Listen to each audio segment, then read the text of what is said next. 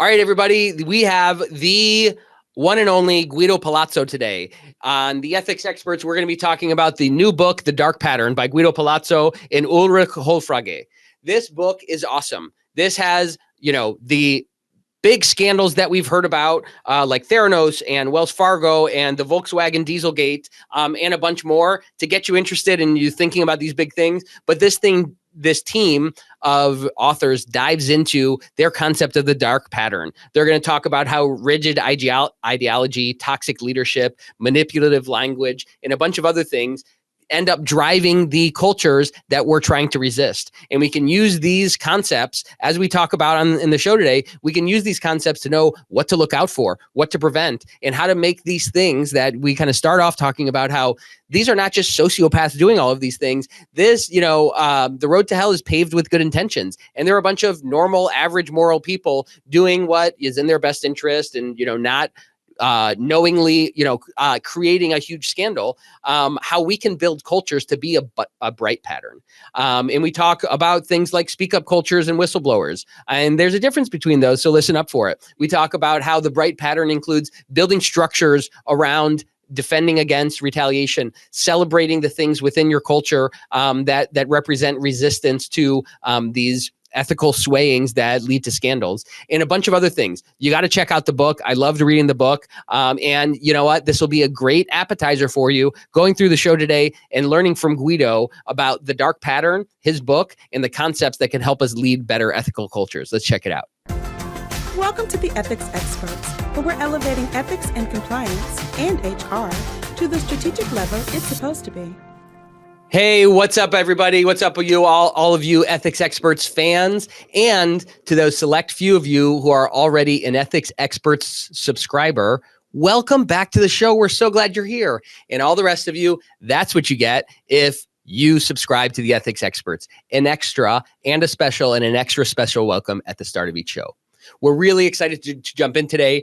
We have our second-time guest, Guido Palazzo, to talk to us about his new book, hot off the presses, called The Dark Pattern, The Hidden Dynamics of Corporate Scandals. You're going to love this episode, everyone. We're going to be going through scandal and culture and, dishonesty and human interactions and so many things. This is a rich book with a really insightful lens about what we can learn about, how to build cultures and run ethics programs from these, very oftentimes very public and visible scandals. The Dark Pattern is co-authored by Guido Palazzo on the show here today, and his co-author Ulrich Hoffrage. Guido, welcome to the show. Thanks for having me. Let's start with an easy one, and let's just, talk about why this book. Why does the audience or the world need to read this book? What inspired you to do this, and what benefit do you think it's going to provide to the world? Well, if you want to make it very pragmatic, when managers ask me, why would I need to care about ethics? Why would I need to care about scandals happening elsewhere? My answer is 40 billion, because that's roughly the amount of money Volkswagen lost because of Dieselgate. Or you could also say 60 billion, because that is the current amount of money Boeing is losing because of their crashes. And that is an ongoing scandal. So this amount of money will go up. So one very pragmatic reason for caring about scandals is it can be very expensive to ignore them. It can be very expensive to be a victim of these things. I started to work on these scandals when Enron came up many, many years ago. So the elderly people will remember that. And then many other scandals followed, like the Siemens scandal in Germany. And I was always wondering, why do these things happen? And maybe is there something we can do about it? Why do they keep happening again and again across industries, across different companies, and is there no learning curve in these companies? That's why I wrote the book with my co-author. Yeah, that's a great point. I think it's great how you make this relevant. I think a lot of people may fall into the trap of saying, well, that wouldn't happen here. That kind of stuff wouldn't happen. We're not all bad guys. We're, our entire executive team aren't sociopaths. We'll, ignore those other couple over there. But, I think you do a great job in the book, you and Ulrich do, of, distilling this into things that are relevant. Even if you have kind of a mildly okay ethical culture, there are probably some spots of these things. And, I think one kind of foundational element of the book is how you talk about that, corporate scandals are not just because of bad apples. They happen because of context, not necessarily just driven by completely broken individual morality, but that context drives unethical behavior. Can you break that down for us and help us understand how that might be an important mind shift for someone who maybe already believes in the power of ethics and thinks it's important, but maybe thinks that ethics are a bad apple problem? Yeah, think about how many of these scandals that we talk about in the book are presented on Netflix, for instance, right? There's this series on corporate scandals there. We have the Volkswagen story, Theranos story, many others. They're presented in the typical Hollywood style. So you have a villain and you have some heroes. And the heroes make public what the villain is doing. And the villain gets punished, walked in front of cameras, and then everything is restored. And people look at these Hollywood versions of scandals and they think, my goodness, how could they do this? Luckily, I'm not like them. I'm a different person. I'm a good person. So this could never happen to me. So we don't learn from these stories because they're presented in the wrong way. Now, if you look into these scandals more in detail, what you find is very often hundreds or thousands of people participating. The Wells Fargo scandal, biggest American retail bank, 100,000 salespeople committed fraud. So if you try to understand this by making sense of it through the lens of bad apples, so these are bad people, that doesn't work. Unless you believe that a bank like Wells Fargo has a special process of hiring only crooks, 1,000 crooks, which I don't think is the case. So understanding this through the lens of character or character problems doesn't carry us further. So we have to look for other explanations. Most of the people involved in these scandals are basically like you and me. They are average people, good people with values, with good intentions, with good visions of life, and yet they participate. So why do they do this? Not because of character, it's because of the context in which they are thrown when they make their decisions. And that is what we focus on in the book. Yeah, I think that's a great way to put it. They're kind of thrown, it's a great point that you make. 100,000 people all committing fraud.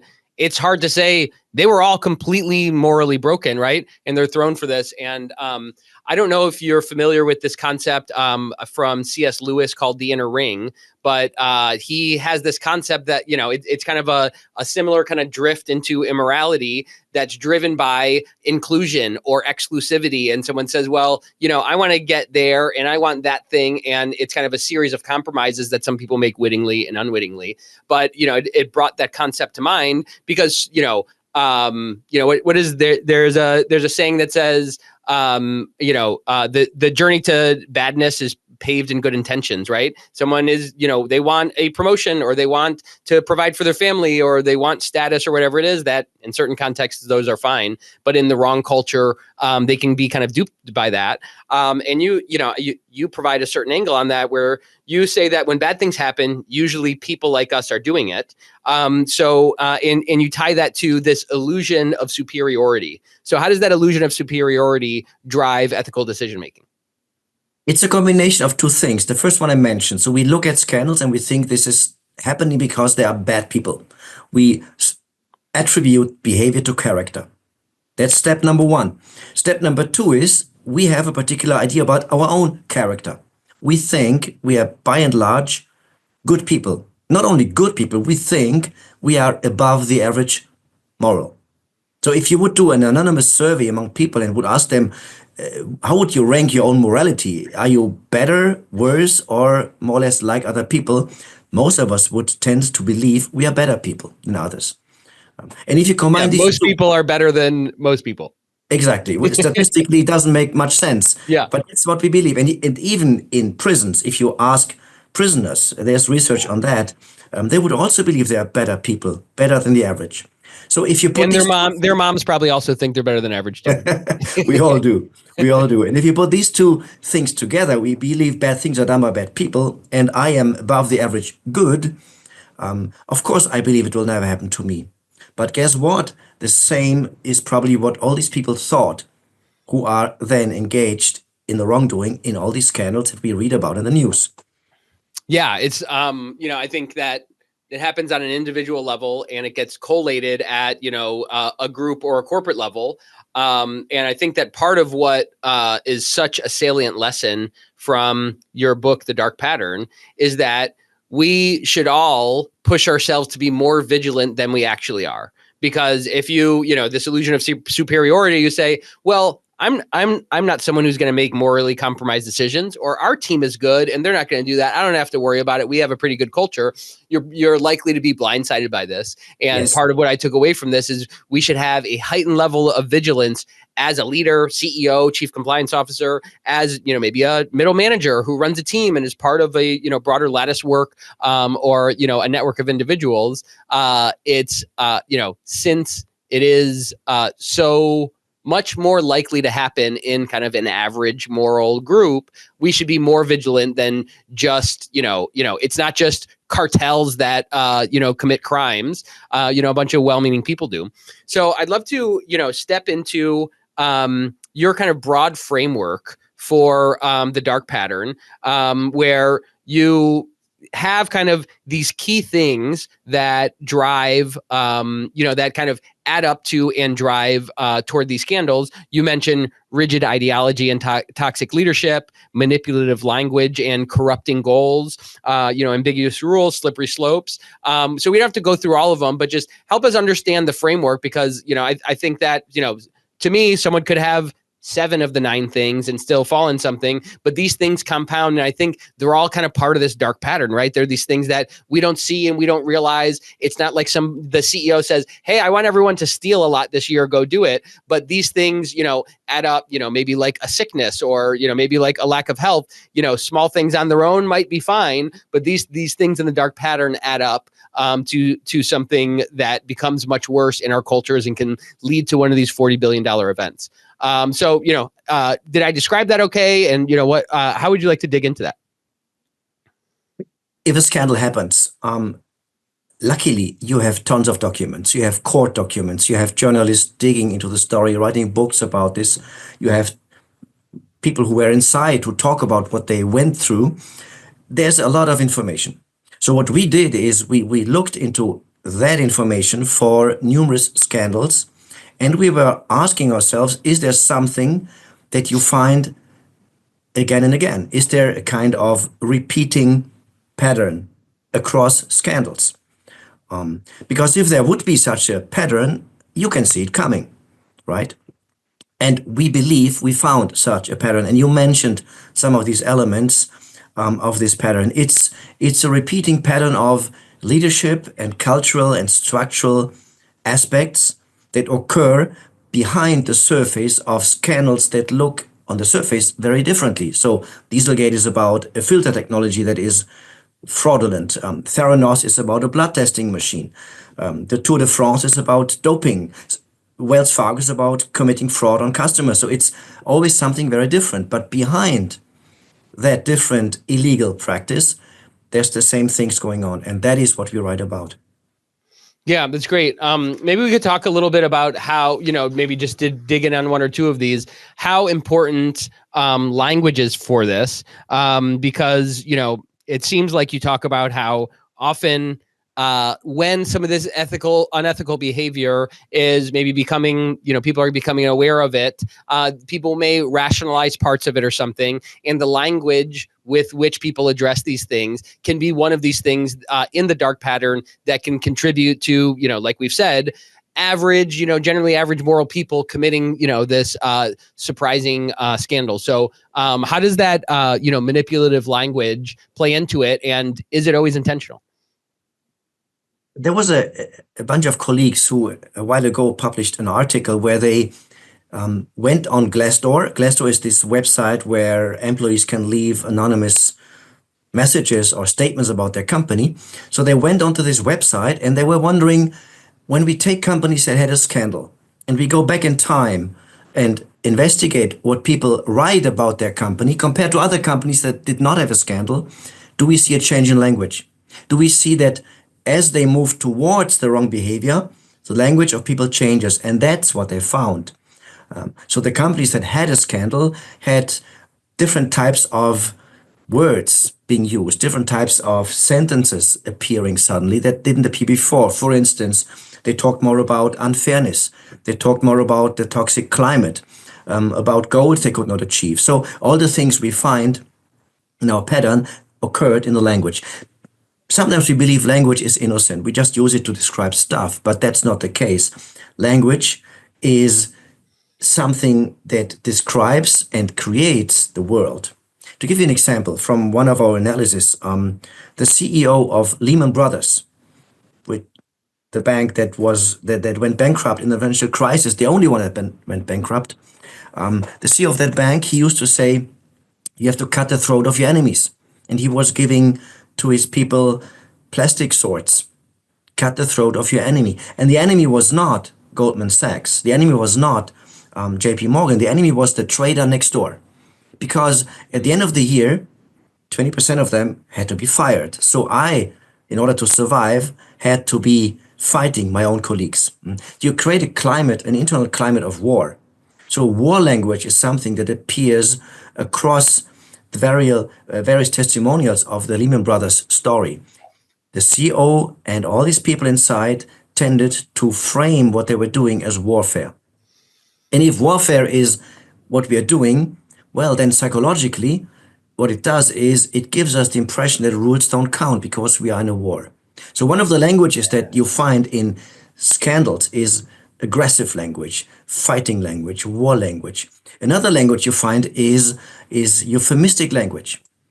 For instance, at the Tour de France, the story of Lance Armstrong, the doping case, where he won 7 times in a row full with EPO, a drug that gave him 10% more performance. They never used these words, doping. They never used the name of the drug, EPO. The doctors would say, I give you an injection that prepares you for tomorrow's race, or this is good for your recovery. So you have a kind of euphemistic language. If you say creative accounting, that sounds much better than tax fraud, right? Who can be against creativity? It does something, and there's research showing that it does something with our mind if we package illegal or immoral behavior into nice language, euphemistic language. So that's the second language you find. The third language you find is cultish language. You are on a mission. You will save humanity. You are the new economy, like Enron at the time. And if people inside an organization believe that they are on this mission for humanity, what creeps in is this thought, well, rules don't count for us because we are special. We are a special group of people. So in all these cases, euphemism, aggressive language, cultish language, what it does is it transforms behavior of people. It transforms first their sense-making, and then it transforms their behavior. And if leaders use that kind of language, they infect their whole teams with that kind of risk. So that is what we find in our pattern, and it holds across all these different cases. Wow, that's really insightful. That we all know how powerful language can be. The tongue has the ability to build somebody up or break them down. And it's really interesting that through your research, you were able to kind of tie it to those 3 big things that can drive unethical behavior through language. And, I assume it likely starts with leadership, but might also bubble up from the culture. You mentioned war, kind of cultish, being a savior, fighting for the world, and euphemisms. And, I think you said it for at least 2 of those, but these are things that allow people to convince themselves that the rules don't matter. And that can be something that we have, our radar checking for, and our ears perk up. If you shoot somebody on the street, that's murder. If you shoot somebody in a war, well, that's justified. We're at war. We have to do this, right? And then there's maybe some kind of cultish, valiant mission usually behind a war, right? Both sides think that they're doing the right thing for their people and we're justified in all of this carnage. And then those euphemisms, are maybe something a little bit more kind of below the surface. But they all lead people to think that the rules don't matter. And that thing that I learned in kindergarten or that my mom taught me or that usually I would do, okay, that doesn't apply here because of this context. And it really starts with the language. I think that's so powerful. What's your perspective on the origin of those language changes? Does it come from anywhere, contextual culture, bottom up, top down? Did you see any, indications of that as you did your research? One of the things that you can look at when you look at these language games, especially the war language game, the aggressive language game, is also the way we think about success in society. We teach success of entrepreneurs in business schools. We think people that are successful must be those who destroy things, who smash, who disrupt, who go for it, who take the risk, and who are aggressive. And then we are willing to accept that they might be a bit socially awkward, if not psychopaths, which is another element of our pattern. So we teach these things in business schools. So that the fact that then managers go out and think they are in a war isn't that surprising. It's also ideologically shaped to think, well, the world is a jungle, and in a jungle you fight, and when you fight you either lose, you get killed, or you kill. One of the Enron managers, Jeff Skilling, the former CFO of the company, used to say, you will eat what you hunt. So this hunting metaphor, we are out there and the others are prey, right? So, and often you find mixes of these language games. The CEO of Enron was called the Messiah by The Economist. It's Messiah. And the Messiah can walk on water. We believe what they say. And if I'm led by a Messiah, of course, rules don't count for me. And they can do no wrong. Pray. Yes, exactly. Yeah. We cannot do wrong.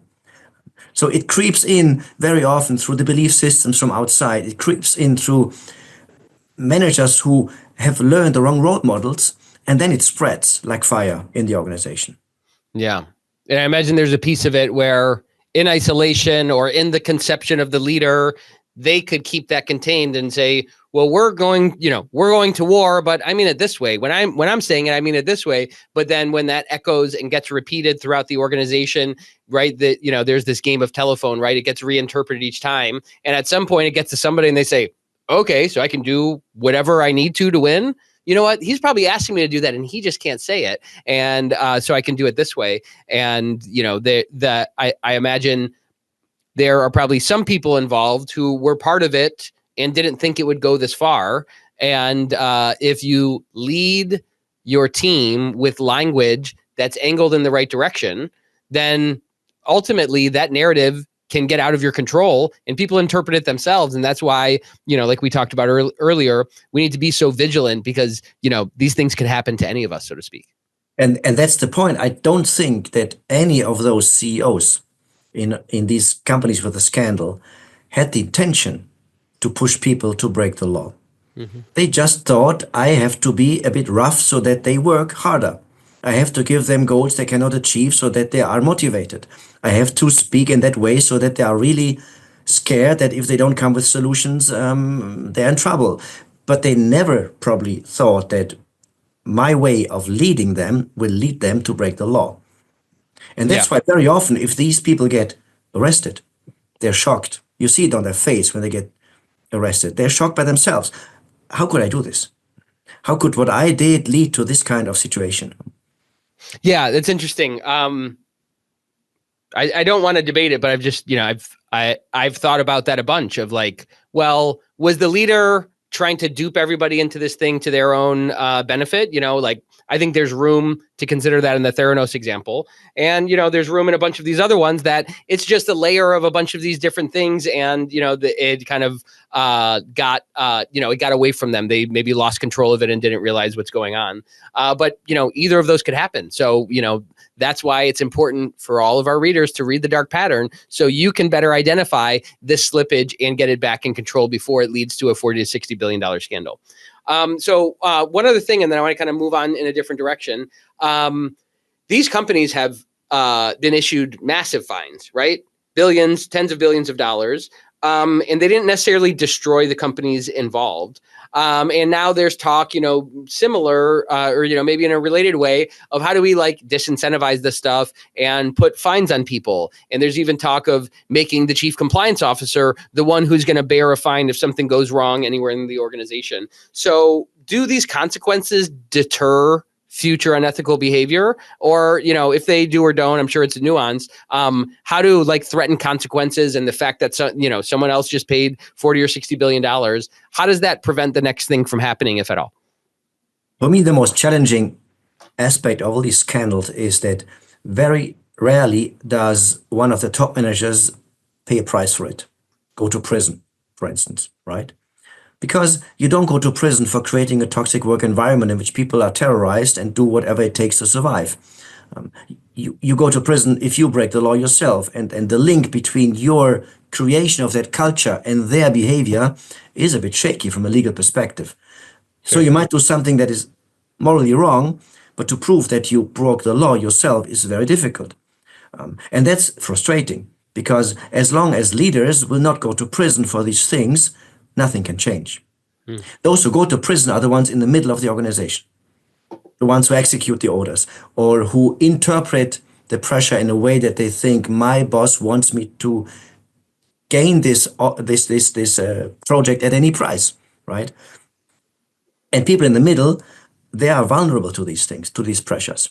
Those at the top, they're not punished. I mean, even someone like Richard Full to run an entire bank into the ground, he left with his bonus intact. So, as a rich person. So why would I not do this as a CEO? Why would I care about ethics? Or think about the supervisory boards. None of the members of any of those boards was punished for these kind of things. They should have supervised, but they didn't, right? Interestingly, the very few people who went to prison is Elizabeth Holmes, a woman. Most of the people involved in these stories are men. Interesting. Yeah. I mean, the legal point of that is like, have one of the governing bodies or the government made a law that says you can't create a toxic culture that might lead to someone doing something. That legal point is, salient, and obviously it happens. But, the moral piece of it, of what should happen, it seems crazy to be throwing middle managers in jail for doing what they thought was following orders. Like, that doesn't really happen in a war, right? If we're in a war, the captain carries out the orders, and they're court-martialed for not doing that. So that's there's something wrong there, and it's interesting in that so many of these toxic behaviors that are part of the dark pattern are used in competitive times, right? In if you're hunting or kill or be killed, and competitive industries and teams, pushing hard for performance can use these. And ultimately, if you're a leader and your option is to definitely fail in this market or push a little bit harder than normal to try to survive and win in this market, well, this one has a threat of like binary, it might ruin the company, but also this one is definitely going to ruin the company because you'll fail. So then, there's almost an incentive for a leader to push hard into it, especially because this isn't going to blow back on me. I just told people to do a good job and they interpreted it themselves. So, that's one of the reasons why throughout the organization, we need ethical leaders. We need ethics and compliance leaders to be driving a culture of ethics through the middle managers who are closer to those front lines and see those things happening, because there's not the clear incentive and the line at the CEO and board and advisory board level to really see this dark pattern at work. And they may not know that they're driving it. You may not be able to stop them from driving it through that, that aggressive performance focus. But it's on us as ethics experts often to make sure that those bad things aren't happening, because it might not be apparent how that toxic language or those destructive incentives and ambiguous rules are driving us into a scandal. I think that's the key point here. Because one could say when one reads the book and goes through the elements that this exists in pretty much any company to a certain degree. The difference is that in some companies, it's driven too far by leaders. But this moment when it's too far, you don't see, because as a leader, you think, well, I can do a bit more pressure and then a bit more pressure, and it always worked in the past. I make this goal a bit more ambitious and then a bit more ambitious. You don't see this moment when it breaks, when people understand I cannot do more because they don't dare to say it. So if you don't see the breaking point, you just think you do what you have always done, and then you are surprised by the results. Yeah. So let's talk about something a little bit more concrete, like incentive structures. One of the elements of the dark pattern are destructive incentives. So how do incentive structures encourage this concept of ethical blindness, where people don't even realize, hey, I'm stealing from somebody, or I'm contributing to this dark pattern? The ethical blindness concept, that's how it started. So it's the idea that if the context pressure is big enough and if it arrives in small steps, you might lose the ability to see that what you do is wrong. So you start to engage in something. First, you have the feeling it smells, but then you do it because everyone's doing it, and it becomes a routine. So you stop thinking about it. Now, incentives play a key role in this process in two ways. The first thing is they can create a tunnel vision. If you incentivize only one thing, people will go for that under the pressure. Take the Boeing scandal. The Boeing 737 MAX was built with two KPIs, two key performance indicators: speed and cost, not safety. Speed and cost. So engineers had to build this airplane as fast and as cheap as possible, and that's what they did. So you make enough pressure, and then people just see that goal. They have to go for it, and they do it. They have no other criteria because they are blinded for the other things. That's one thing. The other thing is, via the incentives, you can create a kind of Hunger Games. We owe this to Jack Welch when he started to become the CEO of GE, General Electric. He decided that he would apply the Gauss curve to HR management, arguing that in any social context you have some high performers, you have average performers, and you have low performers. And he announced that he doesn't want to have low performers in his company, and he called the low performers dead wood. Dead wood, you see already this language again, right? So he imposed on all his managers the rule that every year they had to fire 20% of their team.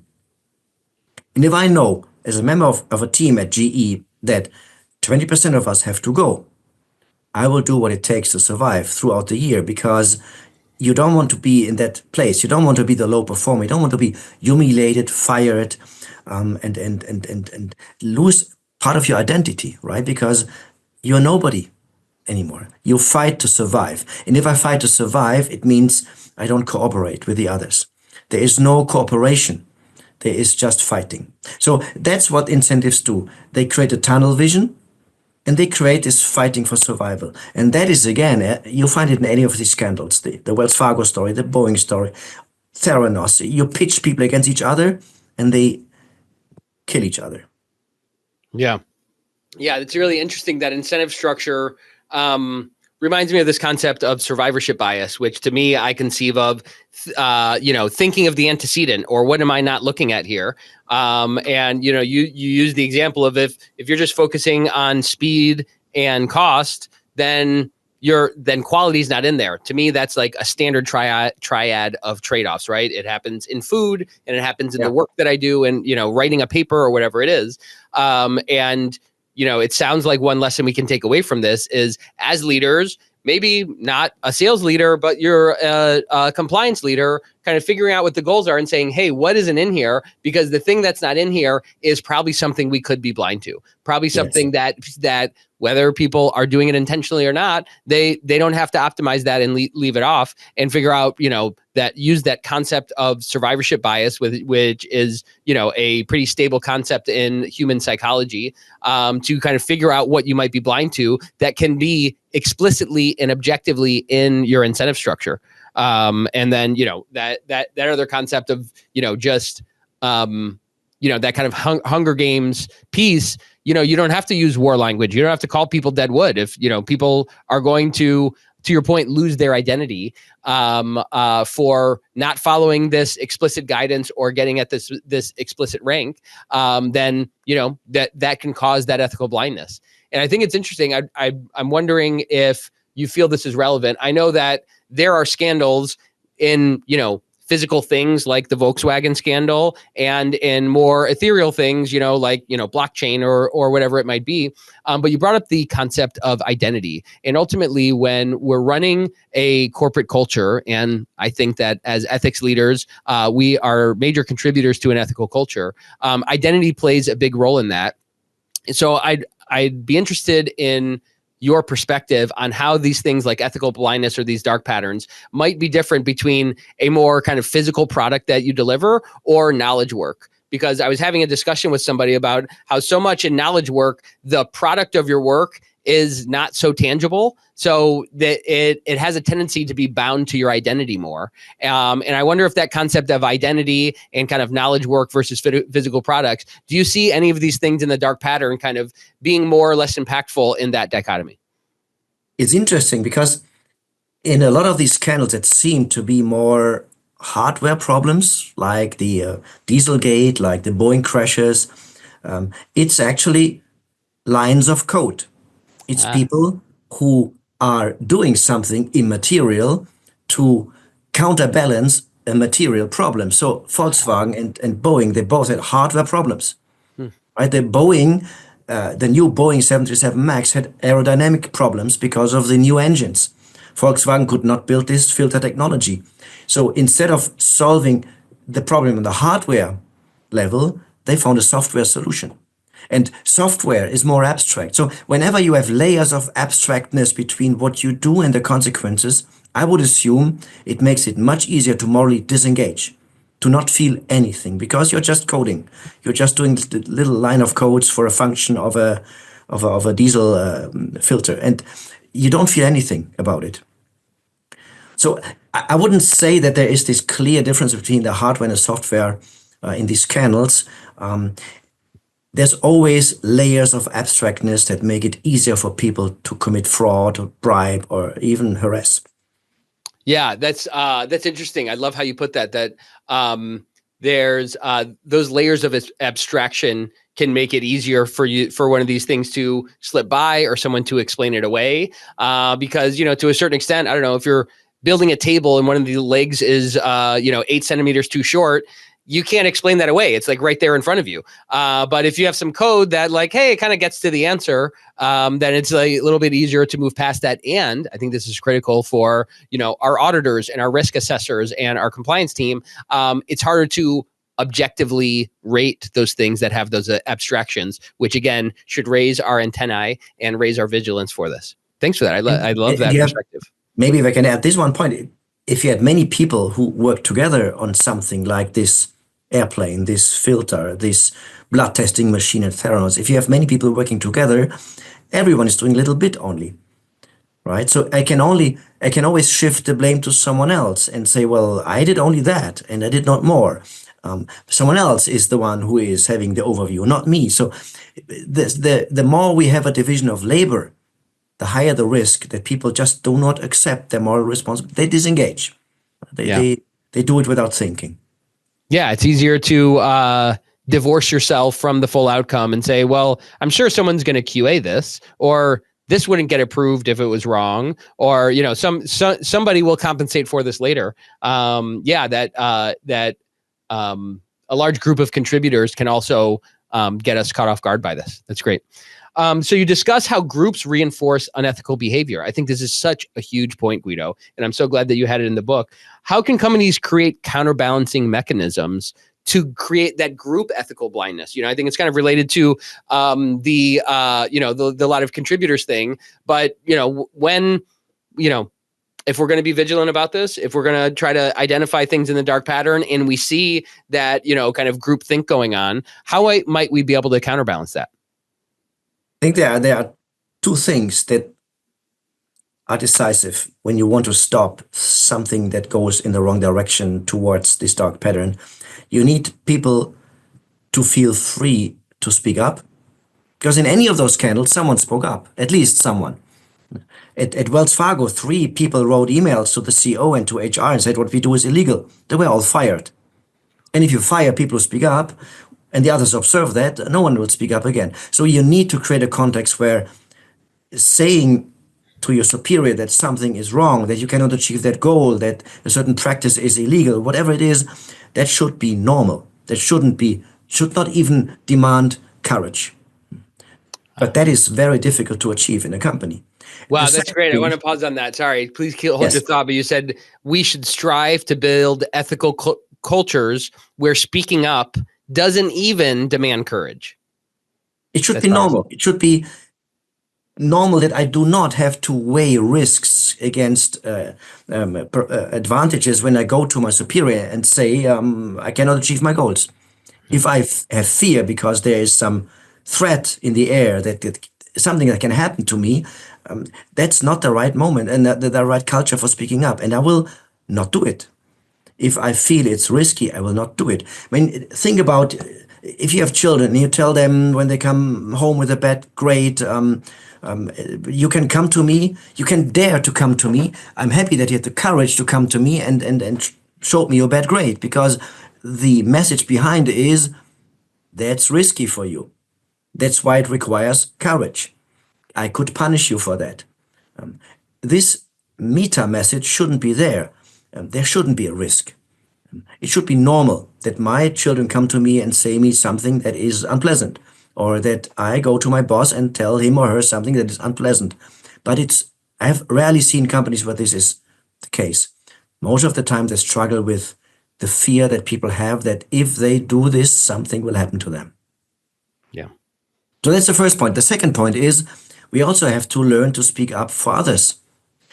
One thing that I found the most shocking in many of these scandals is that people observe that someone is doing the wrong thing. They observe that someone is speaking up. They observe that someone is harassed, and they do nothing. They wait for someone else to do something. It's this notorious bystander effect, right? And some companies train people to speak up, but I've never seen a company that trains employees to speak up for others. And if I feel I'm not alone, that changes everything, right? If we are several ones who support a point against a superior and say we cannot achieve that, it's impossible. That's a very different situation from me being alone. And if I speak up alone and the others remain silent, I will feel very lonely. And that is what we need to change in cultures. Make it normal to speak up for yourself. Make it normal to speak up for others. And then you can stop a lot of these bad things that we describe in the book early on. That's great. I love that. I love that you brought up the bystander effect. If I'm getting the right reference, it's kind of this concept that if somebody's in trouble in a crowd and they're yelling, help, help, everyone is inclined to say, oh, well, certainly someone's going to help them. There are 60 people here. Someone's going to help them.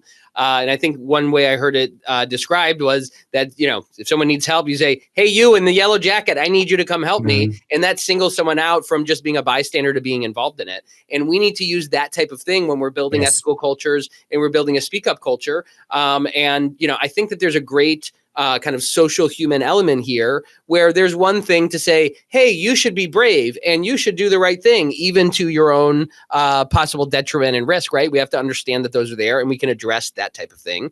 But there's this other nobility in helping others, and we're social beings. And to be able to give out the message of, hey, you know what? We need you to look out for other people and be a friend, be a colleague, be someone who's part of the culture. And if you see something, not just for yourself or for the broad, faceless corporate entity with a logo, but if you see a person suffering, then stand up, speak up to help them, and let's help each other. That's something that it's a lot easier to be focused on that of like, well, do I want to be the type of person that helps somebody else? Yeah, I do. That can get us out of that mindset of the self-preservation of like, am I willing to be courageous enough to maybe get fired for speaking up about this thing and it's going to be my neck on the line? Many of us are much more willing to go into danger to help somebody else than we are maybe afraid of self-preservation, right? You see that with heroes all the time, jumping into a river or something like that. Yes. And changing that, fighting against that bystander effect when someone, oftentimes that victim, that person that's being mistreated, they're worried about that, that self-preservation thing. And like, maybe I should just keep my head down. I don't want to lose my job. And pushing that narrative of helping somebody else can, that's a strong way to build culture, right? We're all part of the same organization. We're all part of the same team and the same tribe. And part of what we do is to help other people. That can be a powerful way to push back against this kind of group ethical blindness and these ways that just having a group with all these layers and abstractions can make it more risky for unethical behavior. Absolutely. And if you want to speak up, my advice is always prepare this by speaking with others so that they support you when the moment comes. Because we're not bystanders because we're bad people. We're bystanders because we don't know what to say and what to do in this spontaneous situation. Yeah. Most people who speak up do this alone. And that's a strategic mistake. Asking colleagues to support them when they speak up before the situation comes is much more powerful. Yeah, that's so important. Get that kind of like social validation and support before you speak up. I think I haven't heard someone say it in those words, but I feel like a lot of compliance leaders and ethics experts would reinforce that if they thought of it and say, yeah, if you have some other people that would say, yeah, I saw it too, or hey, you can put me down as a witness, I'll back you. I don't want to.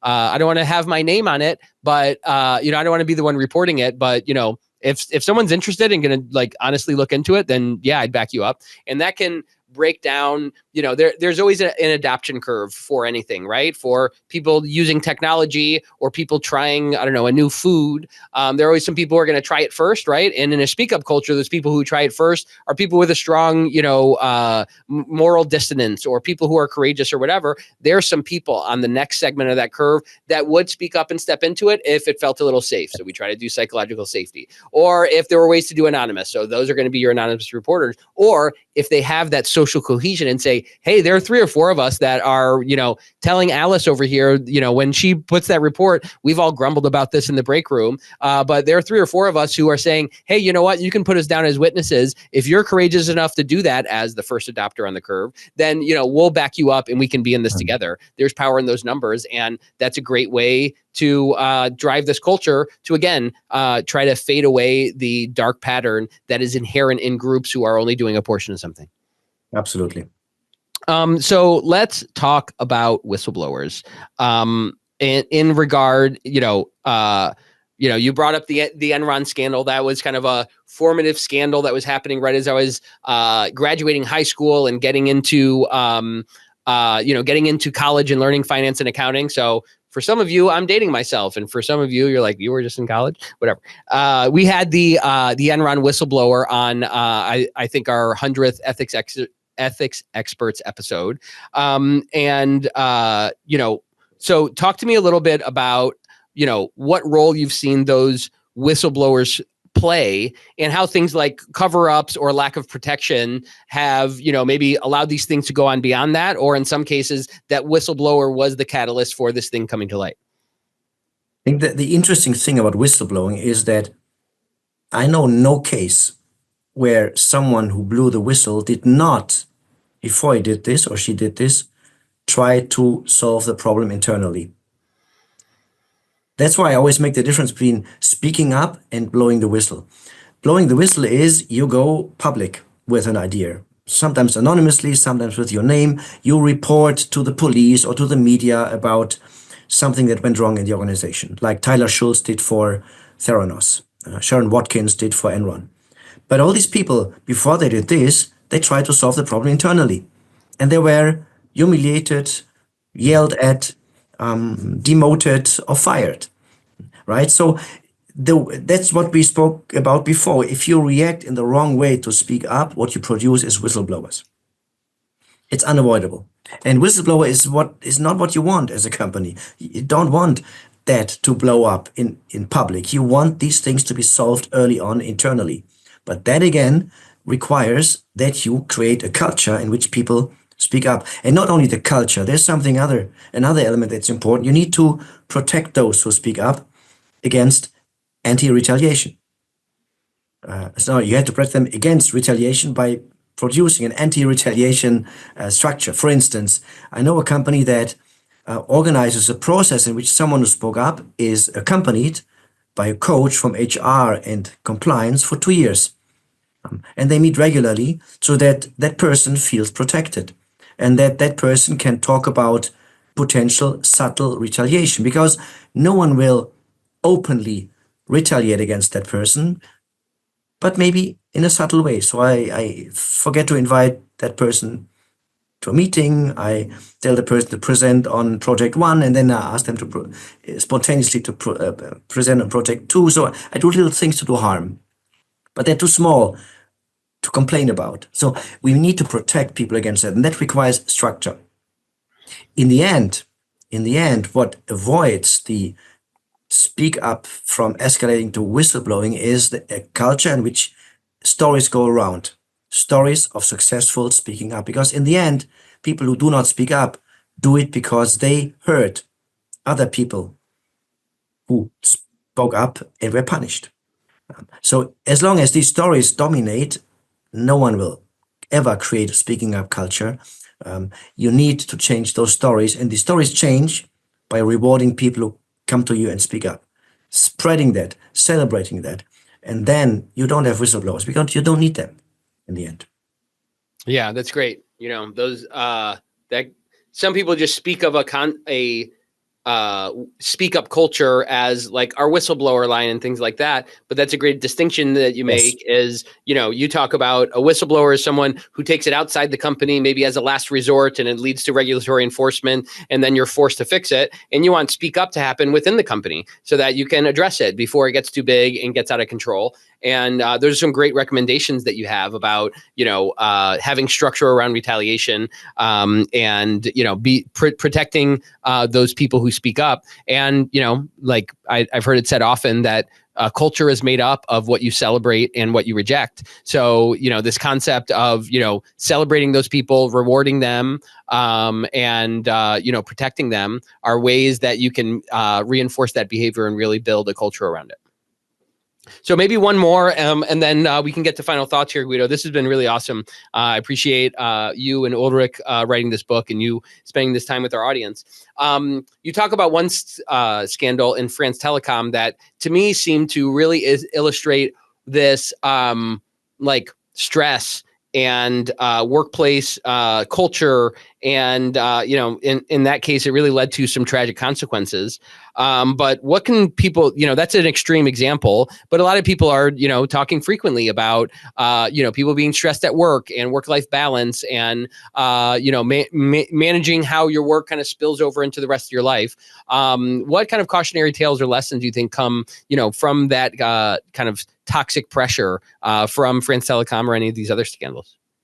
I always compare two of the cases with that regard, and that is Wells Fargo and France Telecom, because it's very similar. You create a culture that makes life for people hell. I always think about this quote from one of the salespeople at Wells Fargo who wrote to the CEO in an email, "I have been fighting in the Iraq war, and I'm afraid, but my life at Wells Fargo is worse than the war in Iraq." So the culture is hell. At France Telecom, it was a special situation. So for American listeners, in France, if you work for a state-owned company, you cannot be fired. You are a civil servant. And when France Telecom was privatized, the unions had negotiated that this rule would still be there. So the people working there who had been civil servants before could still not be fired, even though it was now a stock-based company. The CEO wanted to get rid of 22,000 people. He had the wrong people, wrong education, wrong skill set, so he didn't need them. So what did he do? He sent his top managers to a training in psychological warfare. They came back, and their bonus was connected to how many people in their team left the company voluntarily. So they made people's life hell. For instance, you could not fire someone, but you could remove someone in a remote place in France. And they have to move there, and they arrive in the office, and they sit on a chair for days and weeks and months, and no one gives them anything to do. You have to come, because if you don't come in the morning, they will fire you. They have a reason. You must sit on that chair and wait and wait and wait. So these kind of situations, they multiplied across the company. And the CEO said, I don't care how they leave, through the door or through the window. And within 3 years, 100 people killed themselves. They left through the window. So that's one of the cases when I went through the material, I couldn't sleep at night. Horrible individual stories. So at France Telecom, in the French kind of culture, they reacted to this toxic pressure by killing themselves. At Wells Fargo, people reacted to a similar pressure by just committing fraud. But the reason is the same. You put people into a world in which they fight for survival, and sometimes they give up, they kill themselves, and sometimes they just do what it takes to survive. And that is what companies must pay attention to. Do not create that kind of suffering. Treat people with respect. That's a great point. So as we wrap up here, I'm wondering, what encouragement or focus or hope you can give us of maybe times when this has, companies have run this well, or how we can look at all the darkness in this dark pattern, right? We just talked about, the tough toll that this can take on people's lives. What would you say to somebody that is, maybe think some of this, maybe they don't have all 9 of these elements of the dark pattern going crazy in their company, but they're seeing some of it and they want to be part of the solution. What perspective do you have for us as we wrap up? What we need is managers who accept that ethics is a part of their job.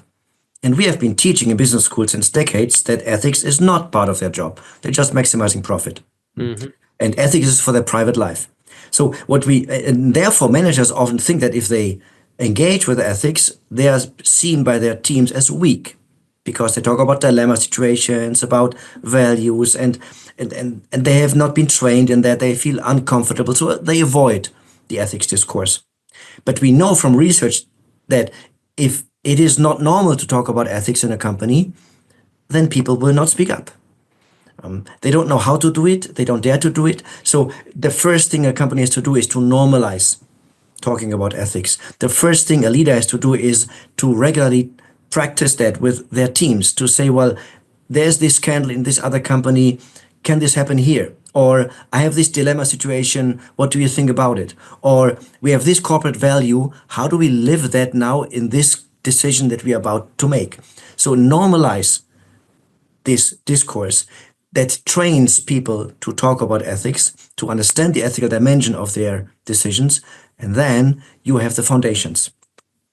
That's great. Those are great places to start. We can all do something this quarter, this year to normalize talking about it, train people about it, and build some structure. I love that you talked about building structure for retaliation. I think anyone who's running a Speak Up program knows that retaliation is a threat for that, but build structure around it and make it easier for people on your team and within the company to engage in that. And if we do those things, then, we need to counteract the at times maybe natural or unwitting slide into unethical behavior that can happen with this dark pattern. We need to contrast this with a concept that you talk about in this book of the bright pattern. And you've talked about those things of, how we talk about it, we celebrate it, we build structure around it, and then we can be the bright pattern that finds these things, resists these things, and keeps people from slipping into this framework of the dark pattern. So thank you so much for joining the ethics experts today, Guido. I really love this book. I think it brings together so many interesting and compelling layers about, the salacious nature of scandals, the corporate culture, and really the humanity that's at the core of all of those things. Thanks for being a guest today on the Ethics Experts. Thanks for having me. Thanks for reading the book. All right, that's our show today, guys. Join us next time on The Ethics Experts, where we're bringing you key insights from the world's greatest leaders on ethics, ethical cultures, and ways to build the bright pattern into your life.